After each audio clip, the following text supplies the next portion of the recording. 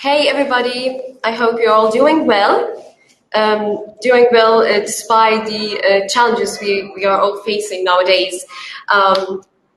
Firstly, I would like to welcome you, everyone, to this webinar, Beyond the Physical. My name is Noor Fanoun, Education Above All Alumni, and I will be moderating this panel today. So just a quick note, we would love to hear from the audience, their questions. So have time at the end of the session for the Q&A. Please do message in your questions at the end so we don't miss any, okay? So this afternoon's webinar is about Beyond the Physical, the importance of mental health in times of crisis. Who have guessed before that the previous few months previously, our lives as we knew them to be would change, would turn upside down. Overnight, seeing ourselves isolated, forced to adjust to a new way of connecting to our families and our beloved ones, accustomed ourselves to a new ways of learning and working, and also to adapt to a new way of being.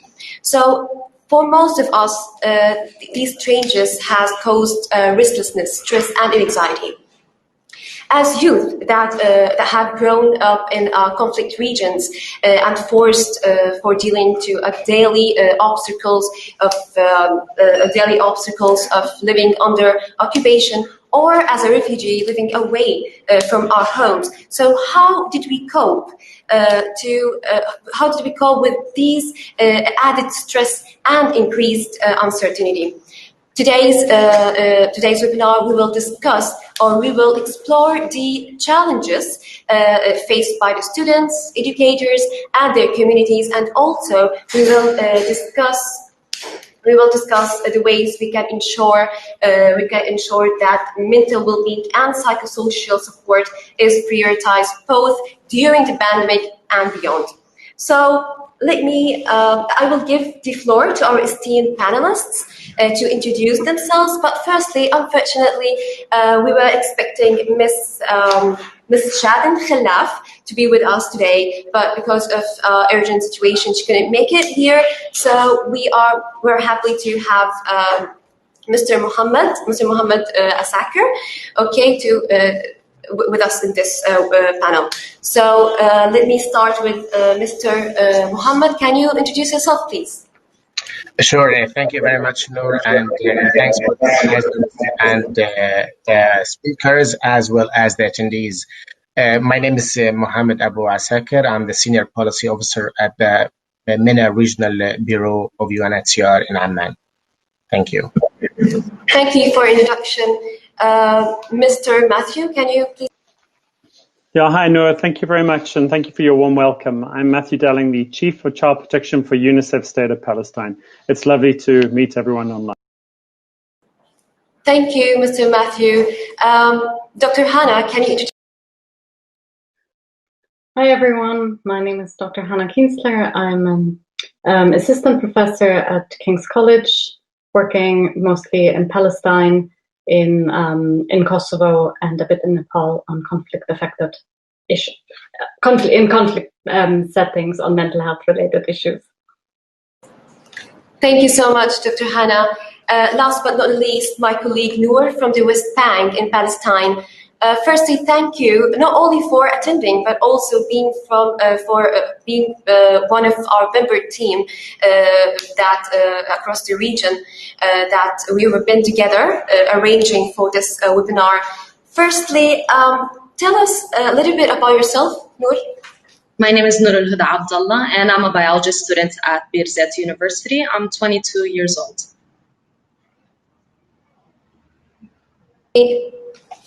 Thank you all for introducing yourself. So I will start the questions now.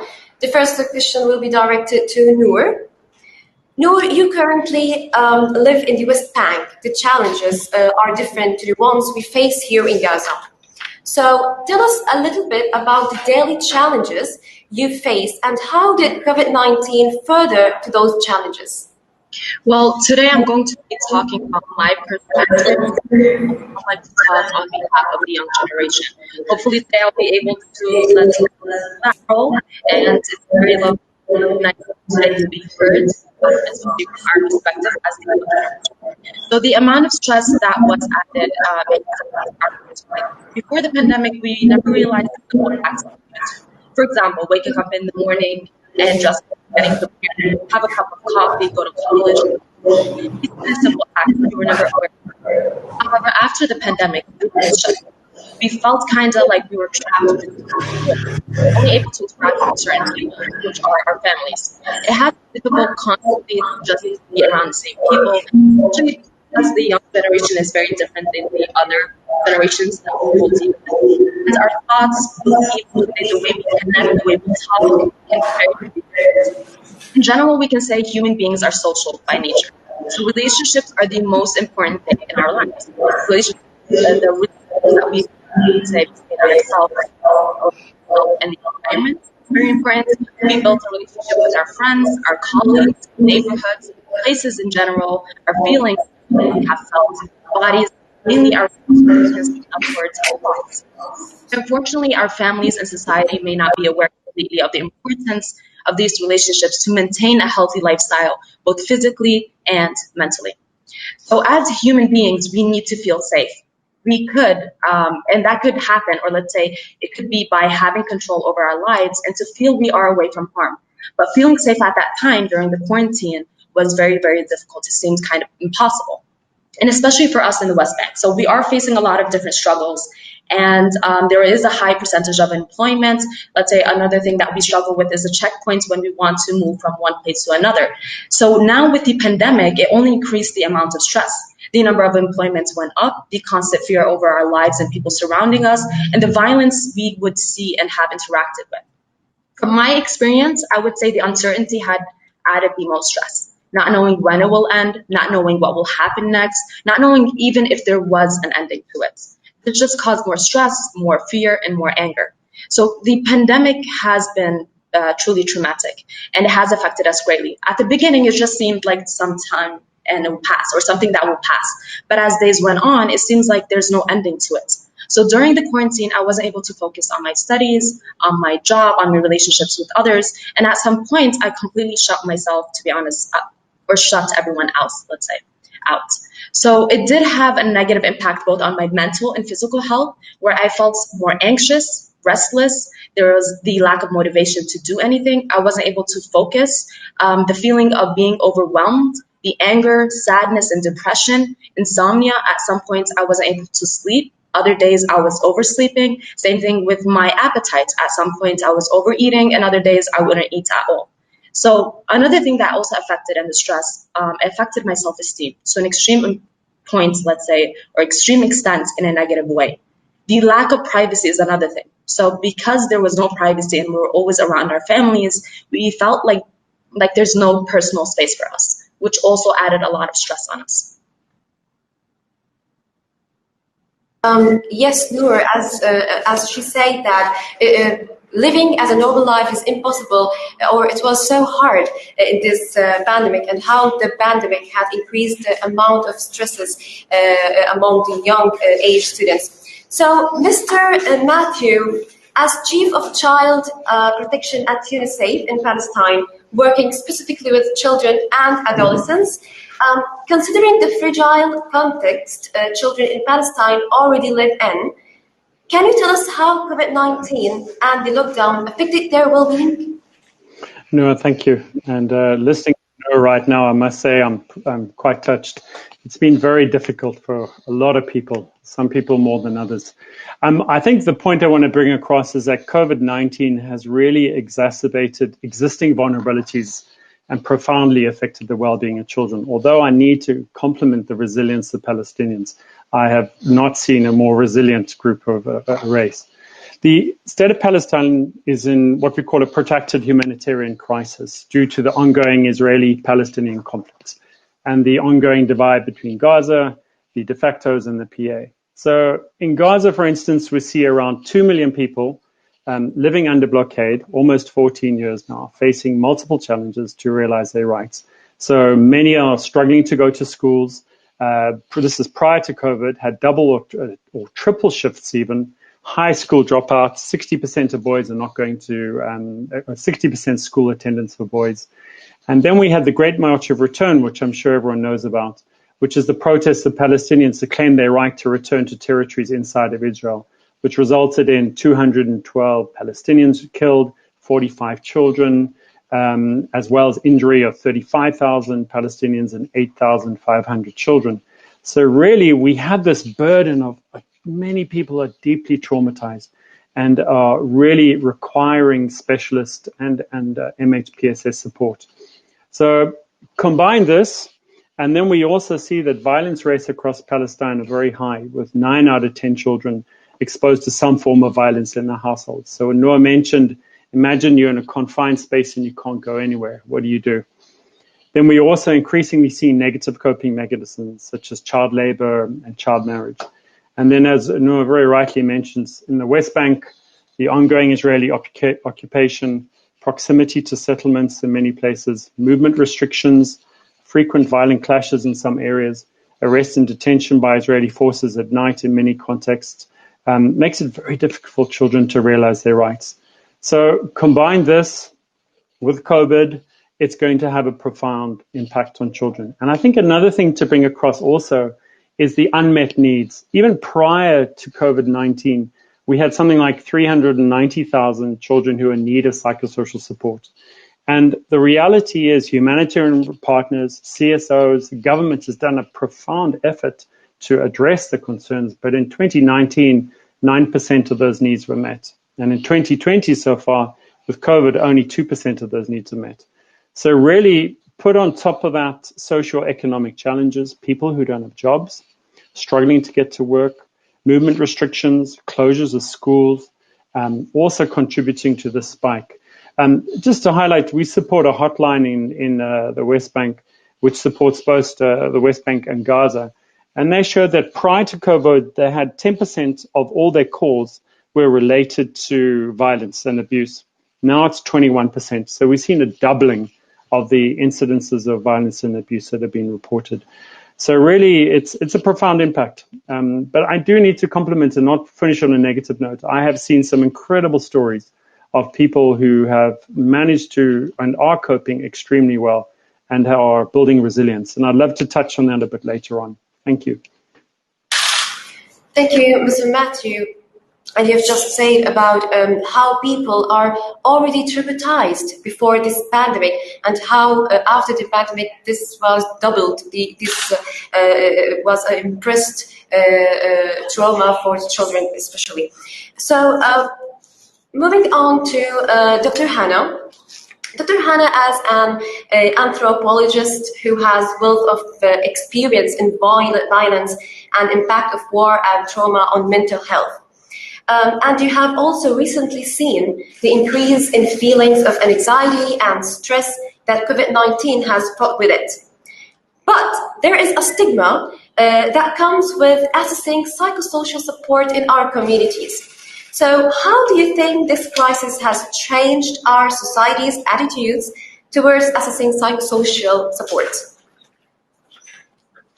Thank you very much for your question. So what I'm trying to do is to answer the question first more, let's say more generally than narrowing it down to the Palestinian context. So what I want to highlight is that COVID-19 has not led to a mental health crisis. I believe the response to COVID has led in some parts to some sort of a crisis. Because the response itself has laid bare and exacerbated existing inequalities and inequities, had a profound impact on the social determinants and political determinants of health, as we have just so powerfully heard from Noor and Matthew, where social determinants of health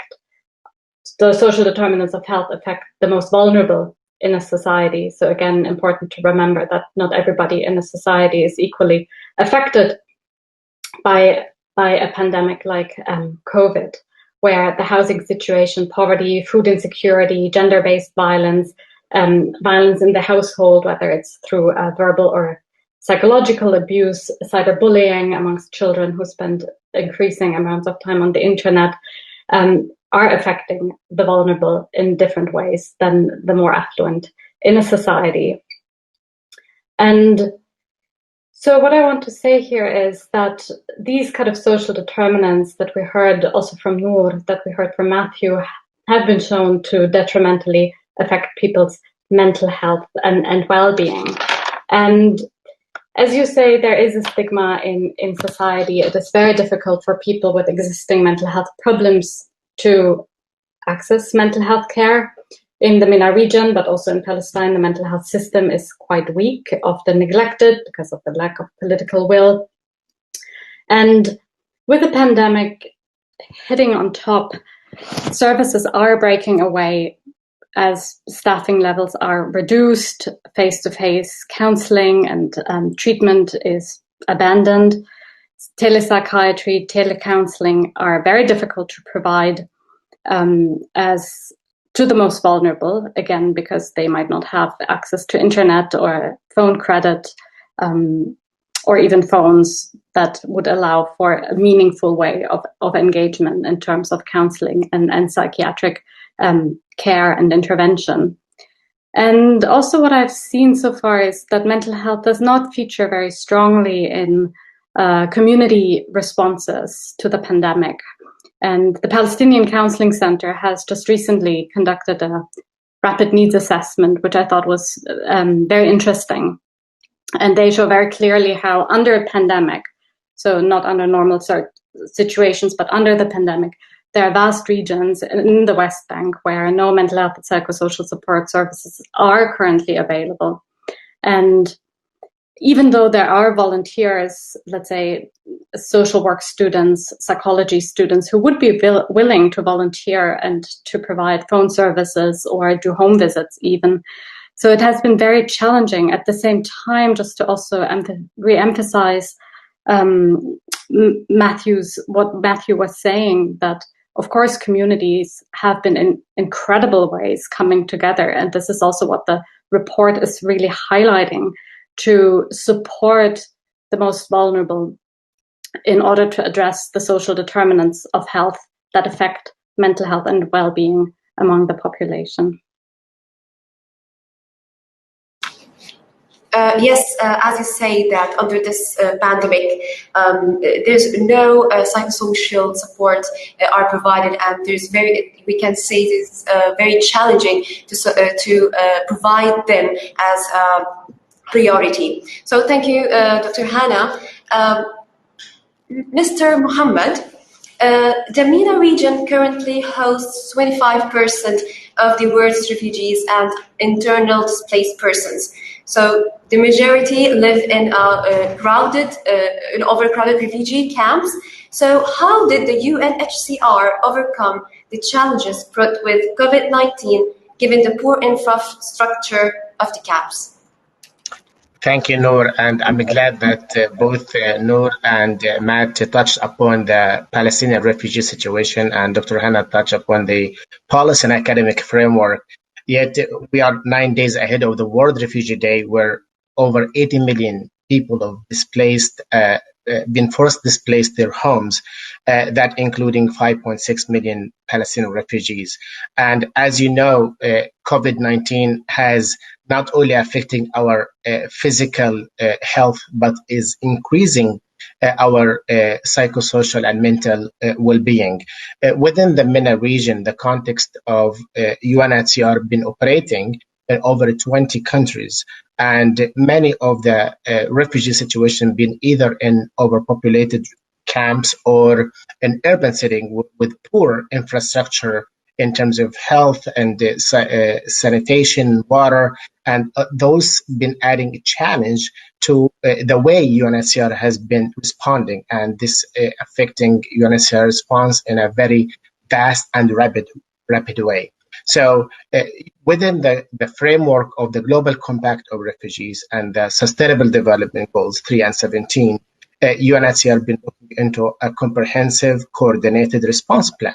And we are working with governments, with WHO, with UN country teams, and also with local communities to respond to the acute needs of people of concern. And when it comes to COVID, our core primary objectives is to number one, to address a new mental health cases that come out of COVID-19, and also to ensure that our pre-existing people cases of mental health issues continue to receive adequate support and services related to mental health services. And in terms of response, UNHCR has been focusing on continuing to adapt and deliver of protection and assistance to most vulnerable cases. And this been going through facilities been addressed in camps, like establishing isolation areas or checking temperature and restricting access into primary and core of the staff members into camps, and been also delivering messages through social media, through WhatsApp groups, and in cooperation with mental health and psychosocial services working groups. And we are ensuring that all the information that people of concern are receiving are accurate and timely, because we would like to maintain the well-being of refugees, and especially the people of concern. I've been advocating for the inclusion of refugees, intern displaced people, and people of concern in the local health national systems, especially we know that local governments been especially in the lockdown, so many people have been affected with this, and we wanted to ensure that the services being provided have been addressed to people, and that people of concern are included in the national health system. But when it comes to operations like Libya or Yemen with a fragile health system, that will pose an extra challenge for UNHCR, and this is where we seek and advocate for the international support to strengthen such kind of health facilities. We've been prioritizing the immediate intervention, and either to delay or to prevent infected cases of people of concern, like refugees or displaced people into the pandemic. And we've been communicating and making sure that messages are delivered, and empowering individuals and families to take the right decision for themselves, either through cash assistance. And this is the most needed, because most refugees living under the poverty line, even before the pandemic. And with the pandemic, we received over 500,000 phone calls from refugees across 20 operations for UNHCR in the MENA region, and most of them, based on our surveys and needs assessment, says that most of them then either lost their jobs or lost their income, and they became extra vulnerable. So we have rapidly increased our cash assistance program, and sometimes been giving multiple cash assistance ahead of for extra months to ensure that they can take the right decision and they can take care of themselves. Yes. Dr. Mohammed, it's great you mentioned this great point, and thank you. It's very impressive efforts the UNHCR are making. So moving to Noor, as a young adult, we often have our other family responsibilities, and it felt like lockdown brought with it even more family responsibilities. Like, for example, I had to help my younger siblings with their schoolings and make time to study. So can you please tell us more about your experience during lockdown and how you took care of your own mental health as well as your younger siblings? Thank you, Noor. So to be honest, at the beginning, it had seemed a little bit difficult to deal with anything. But at some point, I just realized that I can't keep on doing this to myself. So I tried to consider things from a different perspective. Something that I believe that the mental health is one of the most important things for our health in general, physically and mentally. And so we can be able to deal with any issues that may come across in our life. So for us to see it from a different perspective can always help. You can either see it from a negative point or more of a positive point. So I tried to switch my mindset to a little bit more positive. points, let's say, or point of view. So I took it in a way as a chance for me to make more time for myself and my family. In other words, let's say to reconnect with them. And we are always busy in general with our lives and a lot of things that we have to do, that this seemed like a good opportunity for me to go back to the things that I once loved doing. So, for example, reading books, watching movies. I saw it as an opportunity also to have a little bit more time with my younger siblings, also to give a little bit more attention and time to my mother, especially after my dad passed away. It has been difficult. And I've been running around, let's say from the morning we have schoolwork and college, and then after that we have work. So it has been difficult going back and forth, and especially to keep up or maintain that friendships that you have and the relationships with your friends and still have time for your family. So I saw, or let's say I thought that it's a good way for me to have time more for my family, and so we can give more time to our mother in general. So it has been difficult, but we try to take it from a different perspective. And also I wanted to take care of my health, especially our physical health that degraded at some point. So I took it as an opportunity for me to wake up every morning, and I decided to go for a walk to release some stress and think about things from a different way, so we can be a little bit more positive towards things. Also, I took it as a way for me to deal with work away from the other stress factors that I had to deal with before the pandemic.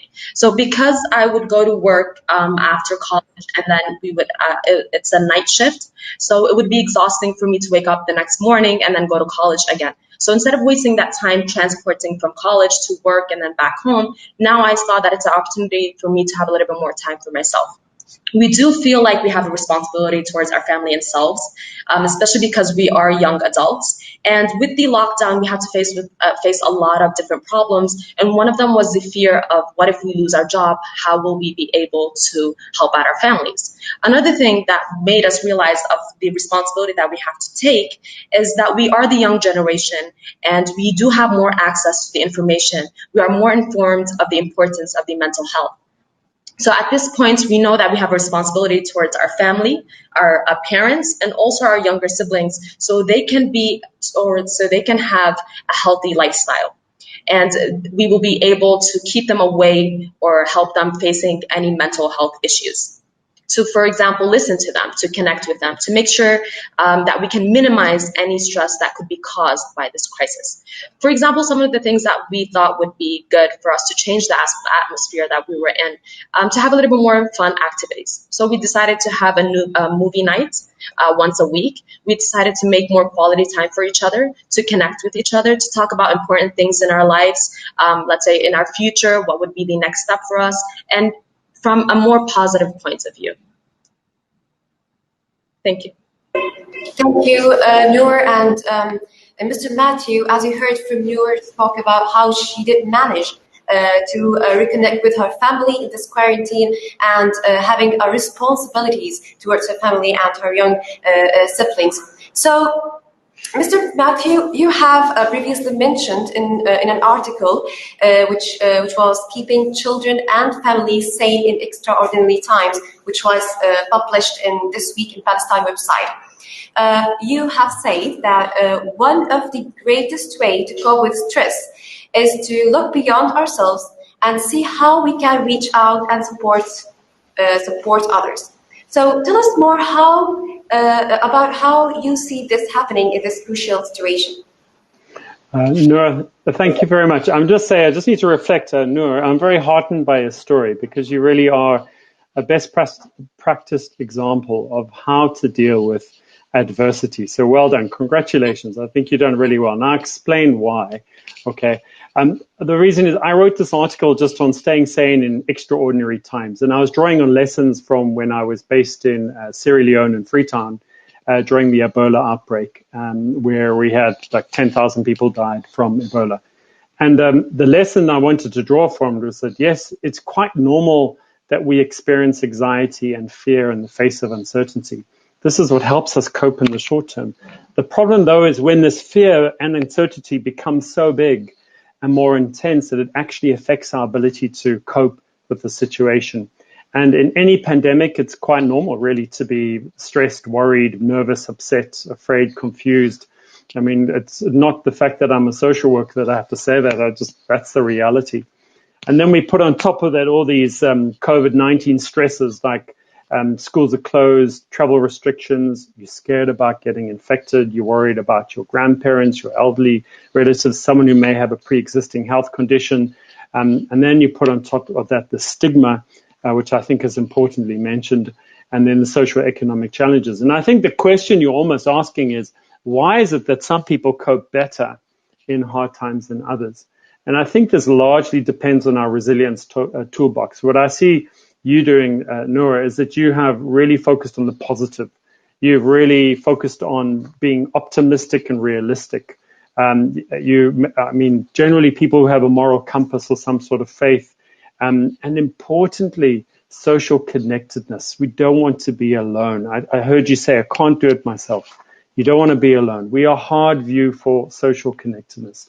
And I think those things are really critical. I mean, if our resilience toolbox consists of drinking, overeating, gambling, gaming, I don't know what else, shopping, they don't promote resilience.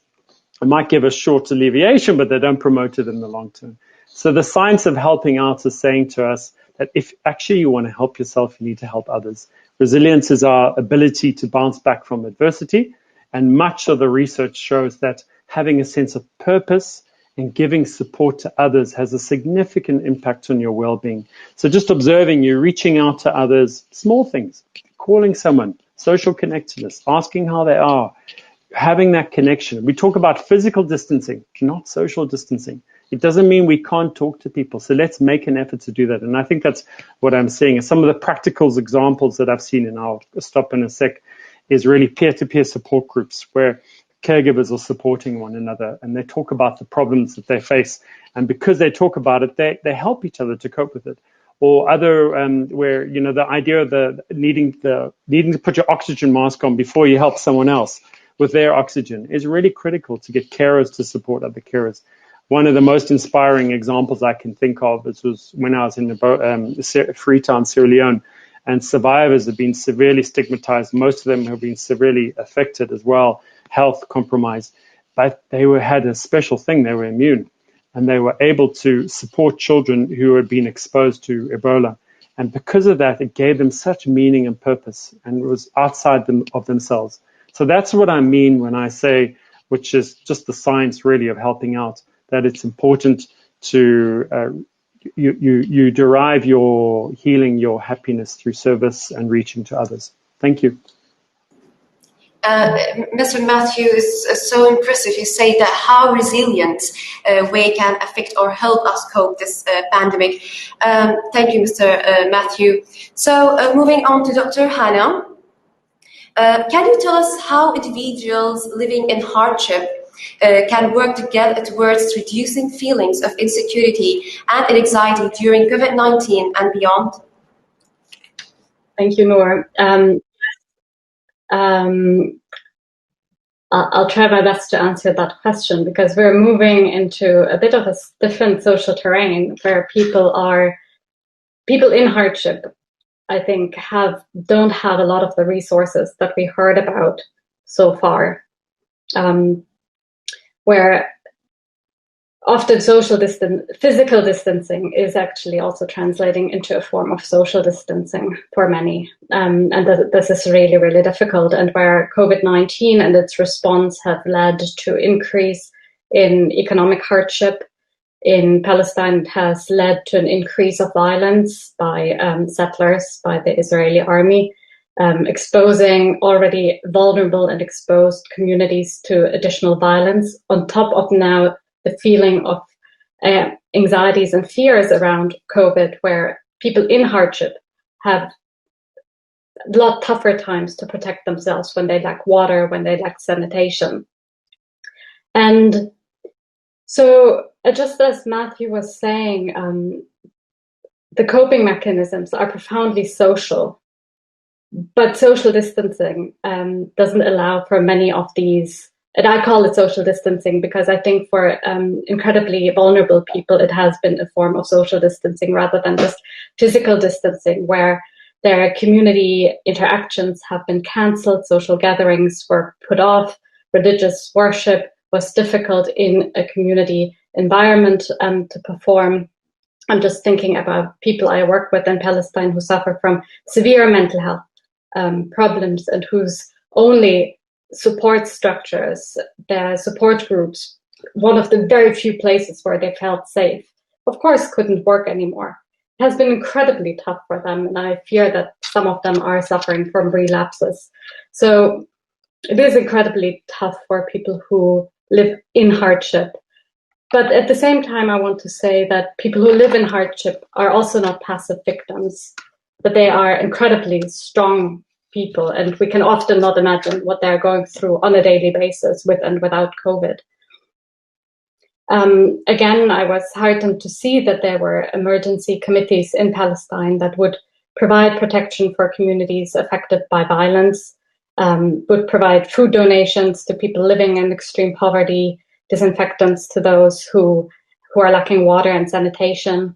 But also really important, and I think Noor was talking to this really clearly, that family support was an important cornerstone and is an important cornerstone of Palestinian society, where family members are taking care of their older people, elderly, of those with physical disabilities, of those with pre-existing mental health problems. But again, such family support is nothing romantic. Yeah, it's very gendered. The burden of providing such support is often on the shoulder of women, who then again often lack respite, lack their own sort of support for their own, don't have time for their own mental well-being. Also, not all families function well in times of crisis. So I think it is a really complex story when you think about communities in hardship, where you have a lot of strength, where people are pulling through somehow, and I'm really truly amazed and humbled by seeing that. And yet it is important not to forget that, yeah, they're often also the ones who are forgotten. Yes, thank you, Dr. Hanna, for your answer. So moving to Mr. Mohammed. During this pandemic, NGOs dealing with such vulnerable populations had to continue work. So at UNCHR, what kind of policies do you have in place to ensure that those on the front line are mentally and emotionally prepared to deal with such unusual pandemics such as COVID-19?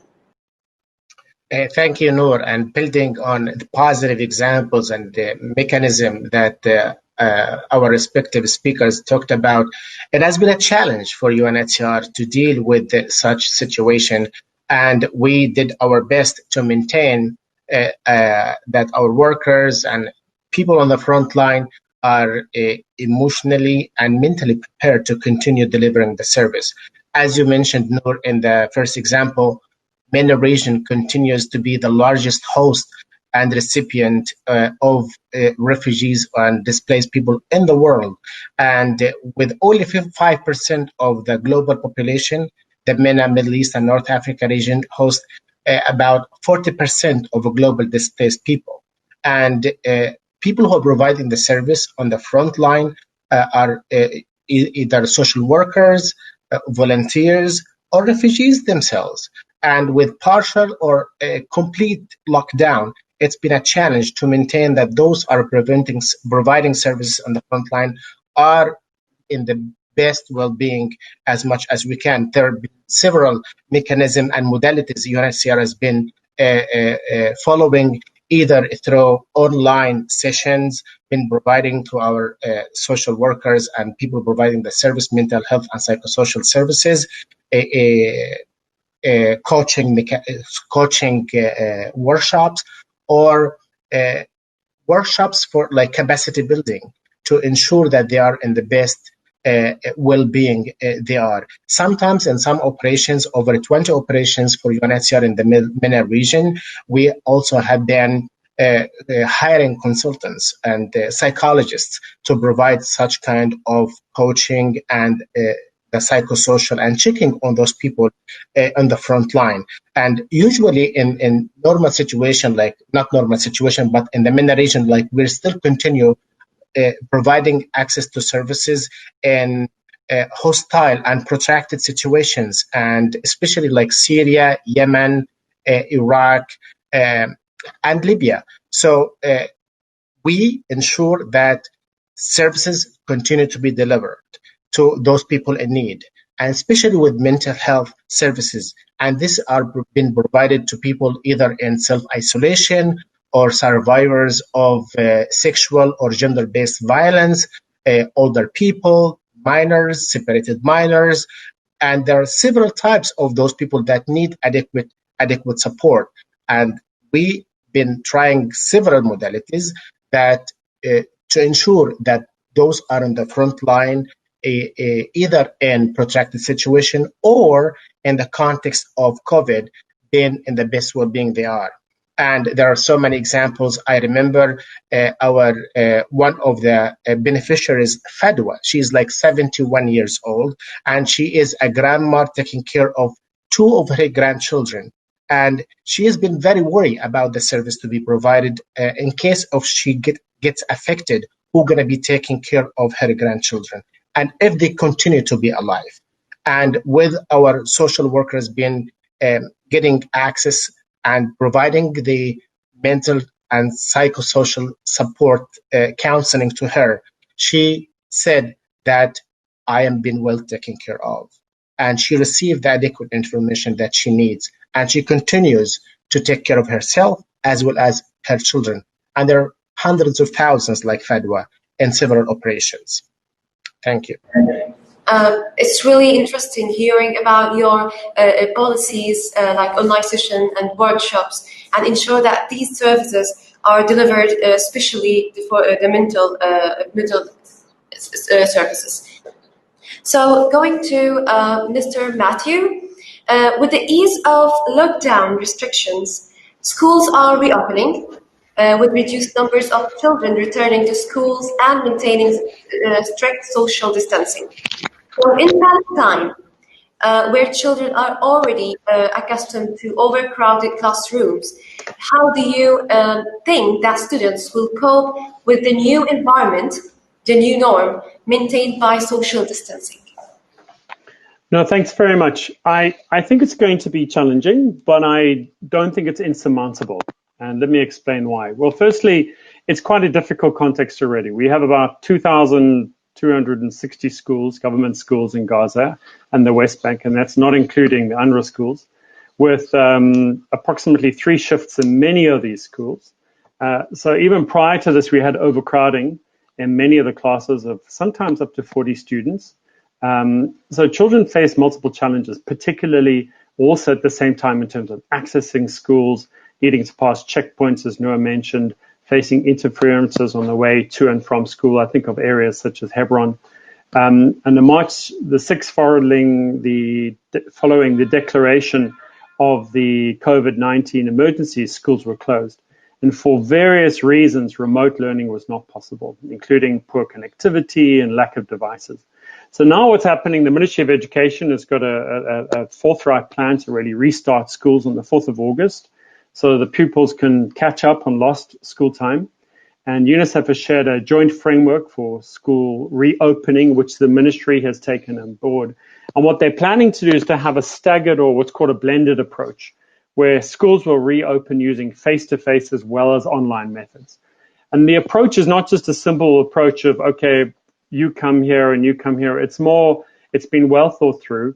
The main concern is safe school operations. So there's a real huge emphasis on making sure that the hygiene protocols are administered and kept to, hygiene supplies are in place, that all schools are given these supplies, and also national health committees are trained so that they can train all the schools, including canteen and cleaning staff and teachers and everyone, on how to ensure safe school operations. So that's the first thing, which I think is paramount. The second is ensuring that learning takes place, is to make sure that there's remedial catch-up and remote learning. So there's work with the MOE to try and put this in place at the moment, and they are developing guidelines to train teachers on remote teaching. So that's a real positive step. And also what we have found in COVID-19 is children with disabilities, inclusive learning is a real challenge, and we need to find ways to proactively reach these children, making sure that no child is left behind. So there's been a lot of advocacy and awareness raising around that. And then lastly, most importantly, I would say, is the access to mental health and well-being. including for many pupils, there's a big prioritized effort to ensure that they do access mental health. Look, there are lots of challenges. Challenges are that, accessing recreational activities is challenging. No contact sports, how do you manage all of that? But what they're trying to do is to have half of the class will attend at separate times. So there'll be a maximum of 15 students in a class at any given time. So I think it will take some adjusting, but kids are very resilient, huh? And the flexibility of coping with online and offline learning, I think, is a really good approach. And if the cases really deteriorate and spike, hopefully the online system will be functioning. If not, we can still keep a semblance of having this direct face-to-face interactions, which we all crave. And then also, I mean, the focus on hygiene practices is critical, and really assuring parents that they are taking the measures seriously. And, if there are any infections, of how they respond to it and what they do about it. So I do think that it's going to be challenging, but as I said, not insurmountable. I think the positive psychological benefits of seeing friends at school will way outweigh the other concerns of the fear, particularly if these measures are stringently kept in place. Yeah, that's my thought. Yes, thank you, Mr. Matthew. So now I would like to take some questions from the attendees. Enter your questions in your chat, and if you would like to direct them to one of our panelists, please mention this. So about the questions, there is an impressive question for Noor. Has been there any support by your university in terms of students' mental health and wellness under COVID-19 pandemic? To be honest, that is the point that I wanted to make. That it's really important to have a support system, and that's one of the ways that we can deal with these kind of crises. Because of course we know that we are always going through more crisis and more traumatic things that may happen. It's just the idea that we have to be prepared for it. So let's say, for example, the companies that we work for, the colleges or the universities that we're in, they should have a strong support system to help us out, especially in these type of crises. So what they can do, instead of just focusing on the work that needs to be done, or let's say the schoolwork that needs to be done, focus on our mental health, focus on how we are whether we are being actually productive or not in our life or daily lives activities.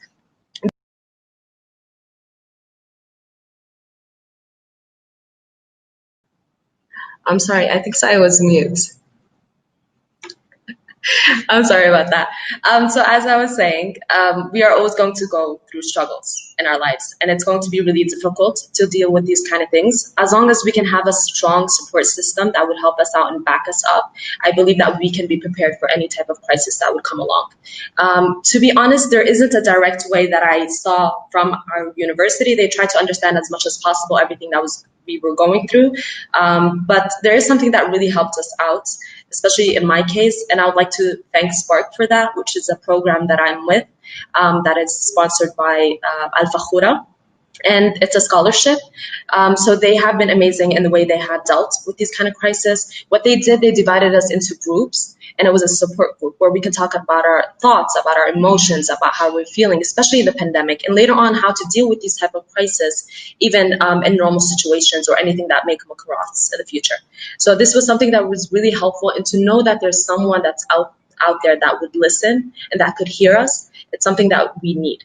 So these universities and these companies that we work for, they should have a strong support system to help us out as much as possible, not only focusing on the work that needs to be done and not only focusing on the schoolwork that needs to be done, but also how we are performing in our lives and whether we are being productive or not. That's something that's really important, because if you're not productive with your let's say daily life activities, you will not have or not give enough attention to the work that needs to be done or your schoolwork in general, let's say.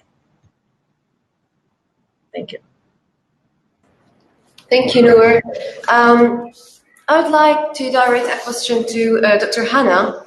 Could we support our small family or even our friend online to look for our mental health? Yeah, this is a good question. I think Noor has already answered quite a bit of that question. I think inspiration can be taken from her answer. I think the answer is profoundly the social, the coming together, whether it's online or in other ways that allow social distancing at the moment. And I suppose it is these daily mundane, non-glamorous activities that we need to engage in and continue doing, just reaching out to people who we know are vulnerable or who we know are not coping well. Having these phone conversations, Zoom meeting, having family celebrations online as much as possible, internet permitting, reaching out to friends abroad who may be stuck, in other countries at the moment while borders are closed, the bridge is closed, etc. So not to forget them, making sure that you have, regular appointments with them to chat, to reach out, to streamline videos, as Noor was referring to. There are many, many ways that one can help. I think, again, to speak about more vulnerable people, these are the ones who often get dropped, who fall through the gaps, because oftentimes there is no internet connection, there may not be smartphones, there might not be a laptop. I see it amongst my own students here in the UK, where amongst many of my activities, what I do is organize laptops for students when I hear that they're writing their essays on their phones.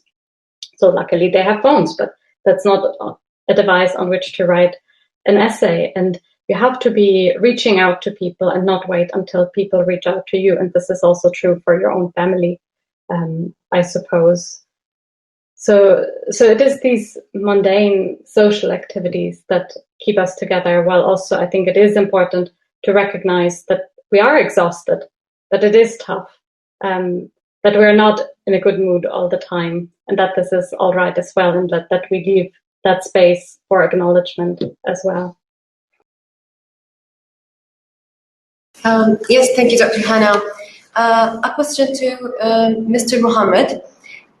Can we conduct psychosocial support sessions virtually, like without concerning about any privacy issues? Privacy is a primary in psychosocial support, especially we are talking about people who are very vulnerable, who've went through so many difficult situations through their fight and through the journey they went through in crossing borders and the scenes they have been through. And there are so many significant symptoms that those people are suffering from through like dreams or bedwetting. Like there are so many, like either children or elderly people or even adults.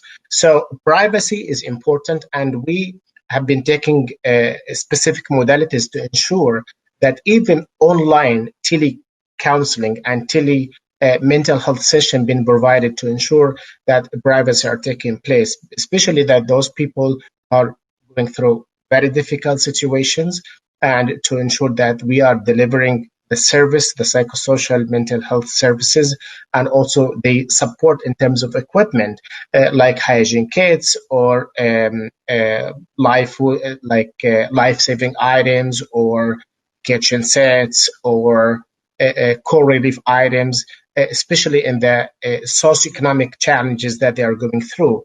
And also to ensure that either, if possible, the support in person is being accessible and possible to be delivered on time. Because as a humanitarian organization, UNHCR sticks and committed to our ethos and stay and deliver.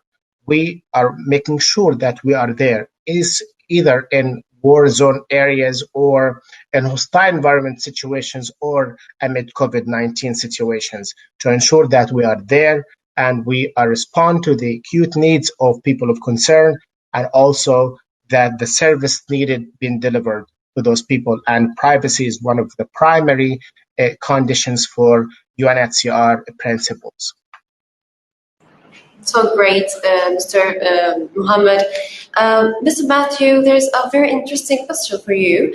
Does the current situation psychologically affect both the performance and the atmosphere of studying? If so, how? Sorry, can you re-say that again? I didn't catch it. Does the cycle of? Does the current situation psychologically affect both the performance and the atmosphere of studying? If so, how? Okay, so does it affect the atmosphere of studying? Look, I think any situation in which we are disconnected, in which we are focusing on the negative, in which we have huge pressures and stresses on us, will affect our learning significantly. And as a result, in this complex melange of a situation here of a protracted humanitarian crisis, yes, I do think it will. But I do think the resilience that I've seen, I mean, from many students who, despite very harsh situations, have actually progressed extremely well. And I do think that it is possible to, if you can focus on the positive, look, it's not always possible, but I mean, if you really do try and have a realistically optimistic mindset, as Noor herself is demonstrating, I do think it will help tremendously. But I mean, at the moment, we are in exceptional times, as I said in the note I wrote. I mean, no one has ever had to have this amount of online Zooming and Looming and Teaming and WebExing and Skyping. I mean, my gosh. And I think the reality is it takes some adjusting. I actually think another thing that Hanna brought across was really the issue of cyberbullying. And I do think that now that everyone's moving onto online, we need to reclaim conversations. And if we need to do it, we need to find ways to do it through face-to-face interactions where we can, or one-on-one. But literally, the way I've seen so many people just almost becoming addicted to internet, online, Zooming all the time, and gaming is really very deleterious to people. And I think that will affect learning. I think we need to have this balance. Thank you. Thank you, Mr. Matthew. So let's move back to our questions. Dr. Hanna, we speak about mental well-being and children and youth, but we often forget the added stress that professors and teachers have also faced, such as switching suddenly to online teaching and supporting their own young children with online learning. So based on your experience as a professor, how do you feel educators can be better equipped to look after their own mental health in order to support those around them? Very good question. I'm not sure if I want to give advice at the moment because everybody's situation is different. I'm working very closely with my colleagues at Birzeit, and we share a lot of our stories. And it's been a great sort of learning, venting experience, giving each other strength during this time. And you're right, it is something that we don't think about so much. And also academics and teachers have been affected in different ways as they're working from home full time, but also providing care to dependents, whether it's children's, the elderly, people with special needs. And the burden is not equally shared. And I think that is really important to mention, again, to go back to gender. In academia, we see, for example, that publication submissions are increasing for men while they're decreasing for women, which then later on will have really important unequal opportunities for promotion because we get promoted by publication. So this is something that we see here in the UK, that we are seeing in Palestine as well, as I hear from my colleagues with who I talk almost on a daily basis. And I think also the workload has shifted in visible but mainly invisible ways that people are not quite aware that we're not only shifting to online teaching, but without experience and without training in many cases. And this has been quite stressful. Redesigning assessments because we cannot hold them now in big assignment halls or exam halls because of social distancing. We are now engaged in marketing because we're afraid that we will not see the same intake of students. And as you know, on the West Bank as well, the intake of students equals or relates to your salary, not only the salaries of your teachers, but also the salaries of people working in the cafeteria, the cleaning staff, and so that is very stressful And I believe several universities will not make it. That's just how it's going to be. And that is a disaster. I mean, we just heard from the American University in Beirut that they laid off 25% of their staff. So that is a huge disaster. And this is all on top of our grant writing, research, and publishing that we have to do, especially now over the summer. But what I don't want to do is just to moan, because there's also a lot of beautiful things going on and a lot of meaningful things. So I thought I really enjoyed also being part of adapting the curriculum, and sometimes also introducing really good changes that we should have introduced a long time ago, and not just now under crisis, making studying more flexible, more adjusted to individual student needs. I learned how to teach an intensive online course. This has been exciting. So there are a lot of exciting elements to this as well. I just co-created a diversity and inclusion committee in my university to combat racism and the underrepresentation of Black, Asian, and minority ethnic scholars. And this is exciting, working with administration and colleagues and students, a very diverse group. So to say what gives me strength, it is exactly these things, to see how people are coming together, how colleagues are pulling their weight based on the strength they have left, and that we're kind of starting to move from thinking about change to doing the change and being the change we want to see in our institutions. Thank you, Dr. Hanna, and I think that professors and teachers are the heroes behind the scenes in the e-learning process. So, moving to Noor. As education above all student, the focus is that we are not only recipients of aid, but we have a positive give-back attitude, and we actively seek to improve the communities we live in. Based on everything you have heard today, what do you feel you and your peers can do to improve the mental well-being of those around you? Thank you, Noor, for that question. I believe the main thing that actually makes us a little bit stronger is for us to realize what the problem is. And knowing that we did this conference in the beginning and realizing that all of us are talking about this issue and we know that there's something that we have to do about it is really amazing. Because if we don't acknowledge these kind of problems, we will never know what's there and we will never be able to deal with them correctly. So that's something that's amazing. And also, I believe that now we can see different perspectives. Because as Dr. Hanna was talking, and she said that a lot of teachers had struggled, and we never saw it from that perspective, which I believe is wrong. And that's something that we should consider, because we were talking about this, and we believe that yes, we're not the only people that are struggling. Yes, the young generation is, elderlies are, the younger, let's say our families, everyone out there, especially in these circumstances, are struggling. But we forget sometimes that there's other people, or the person in front of us is also struggling. We're just focusing on our problems. And also, as Dr. Matthew said, that if we actually help out others, we'll be able to help ourselves.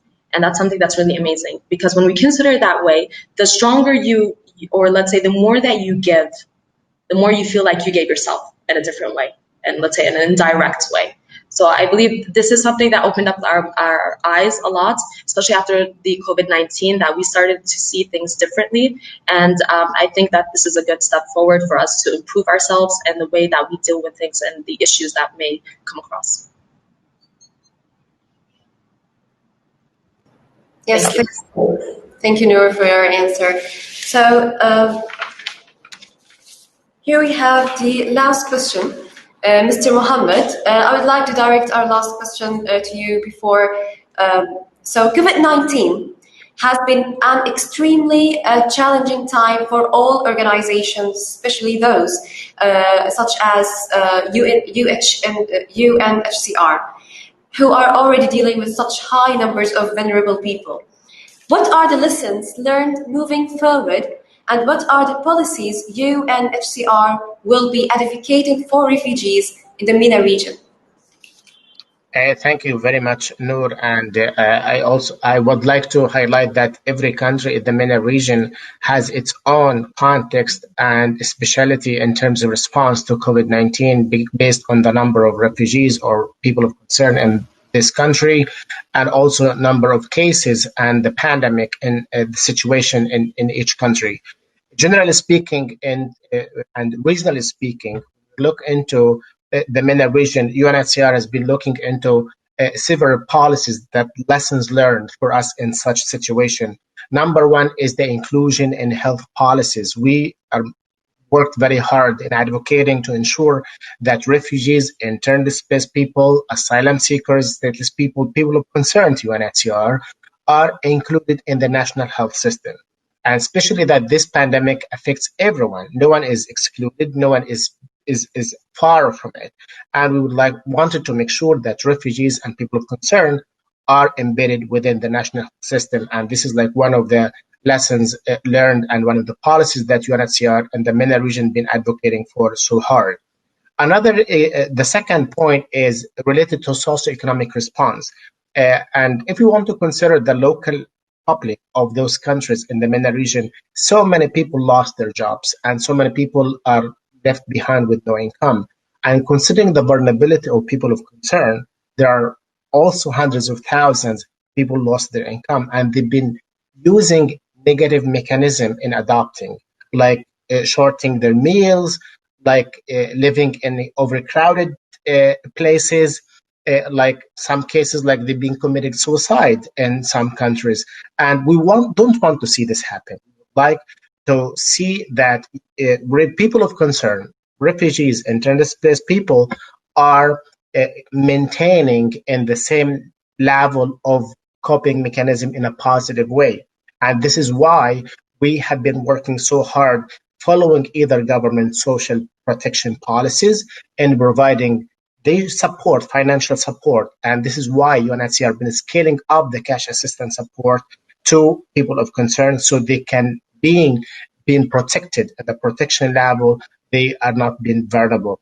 And also we've been working on programs like WFP, like OCHA, and like UNICEF to ensure that there is a cash assistance mechanism and modalities being followed in those places. Either in some cases or in some countries also, we have been giving like a few months ahead of an advance so families are not left behind. And also in this situation, we look into other stakeholders to jump in and provide assistance because governments alone cannot do it. United Nations agencies alone cannot do it. We had to work in a comprehensive approach, in a comprehensive response manner. We've been working with the WHO, we've been working with UN country teams, with our local partners, and with faith-based organizations, civil society, local NGOs. So this is coming from the whole of the society approach, which is part of the global compact of refugees, to ensure that the service been delivered to people of concern on time. The third lesson and policy on the policy level is the resilience, livelihood, and empowering communities. This has been done either through communication, through messages, timely and accurate messages based on World Health Organization standards, or through providing core relief items, hygiene kits, and the most life-saving items being provided to refugees and people of concern on time. The last point I would like to highlight is localization. While international organizations have been taking the lead in response in a coordinated manner, we have found through COVID-19 that local organizations showed a deep understanding of the needs and the access to local people. And we have been capitalizing on this element and to maximize and to strengthen the local NGOs and the local partners in delivering service. And this is something that we learned, and this is something that we wish to continue and to keen to capitalize upon on localization, because we understand and appreciate the value of local organizations in delivering the service. And last but not least, I wish that this pandemic will end very soon and we all go back to normal life, and refugees and internally displaced people, asylum seekers, and stateless people, and everyone with people of concern then come back to normal life until we find durable solution, either going back home or finding durable solution to their conditions. Thank you. That was very interesting, Mr. Mohammed. Thank you for your answers. In general, we have a question. What are the tools are using to measure mental health in conflict-armed area? Are you addressing this question to me? No. Sorry. I think our time is so short. So, concluding our session. First of all, thank you for this very interesting, a great discussion, and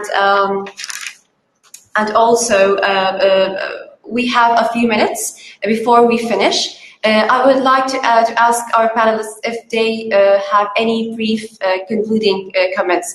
So, Dr. Hanna, do you have any brief concluding comment? No, just to say really thank you for organizing this amazing panel, to hear Noor, to hear Mohammed, to hear Matthew. That has been really a privilege, humbling, to hear from all your experiences. It has been amazing, so thank you. Thank you for having you here with us. Mr. Matthew, any... No, thank you very much. I've been smiling looking at the admiring comments from your fans, appreciating your facilitation skills. Well done. It's wonderful to see students leading and taking the lead. It's wonderful. It's really inspiring, actually. So keep it up. It's really fantastic. It's an example of making the most out of a difficult situation. Normally, we'll probably be meeting in a conference room somewhere, and who knows, it'll also be very interesting. But yeah, we're making the most of it. We're looking at the positive. So well done, congratulations, and thank you. It's been a real delight to be part of this panel. Thanks so much for a compliment, Mr. Matthew. So with this, we have come to an end for today. Please rejoin us tomorrow for more exciting webinars, where we have an Arabic webinar for our Arabic-speaking audience, and 2 others, community in time of crisis, and lastly, the virtual workplace. So thank you all. Thank you to all who joined us, and we hope you enjoyed it. Thank you. Okay, Thank you very much. Thank you and all the best. Bye-bye. Bye. Bye.